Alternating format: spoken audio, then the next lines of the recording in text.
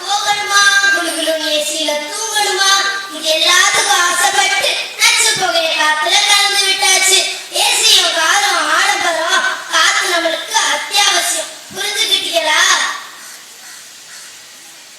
காட்சி 2 இடம் உணவகம். மாத்திரைய உணவாகும் பகலம் கிடைக்கும் கிடைக்கும்.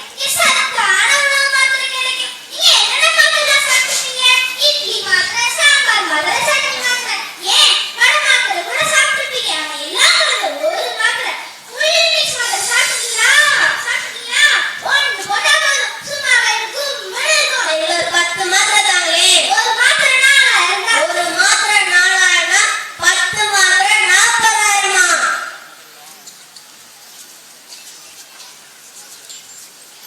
அதிக மகசூல் விவசாய நிலத்துல பூச்சிக்கொல்லி மருந்த கொட்டுறாங்க. தோப்பு துறவிய தெய்விடாம நெகிழியால நினைச்சாங்க. ஒழுங்கா விவசாயம் பண்ணீங்க. எதுக்கு நிலைமை சுத்தம் சோறு கொடுத்து சும்மாவா சொன்னாங்க? காட்சி 3 இடம் காளியின் வீடு. செவ்வாய்க்கு பயணம்.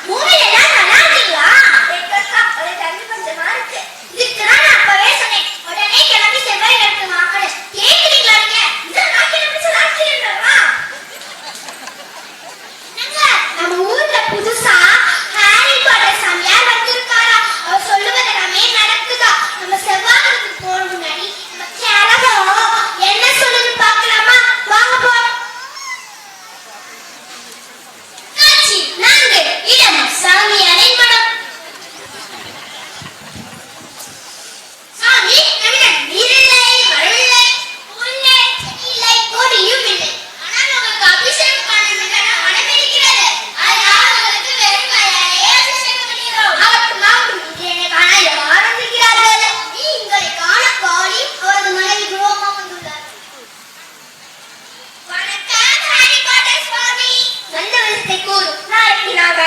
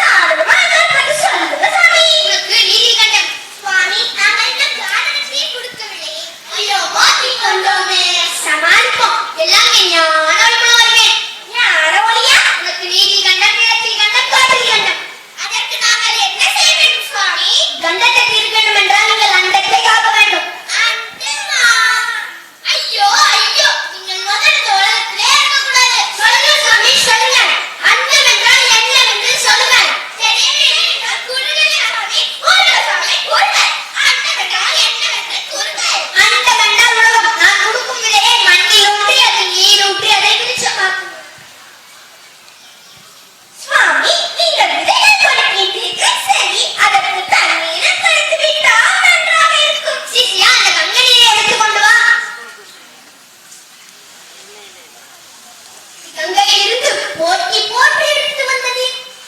சுவாமி, கண்டிப்பா குப்பை கொட்டி அசுத்தம் பண்ணிட்டாங்க. நீங்க எங்க தாக்கிய பண்ணீங்க? ராதவா.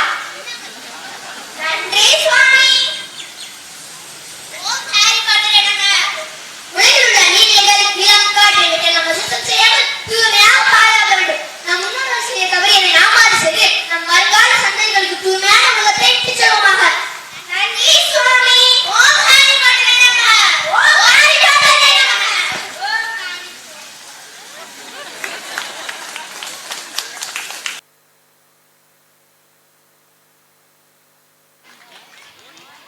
நீ யாரிடம் அனுமதி வாங்கினாய் என்னுள் நுழைய? உனக்கும் எனக்கும் என்ன உறவு?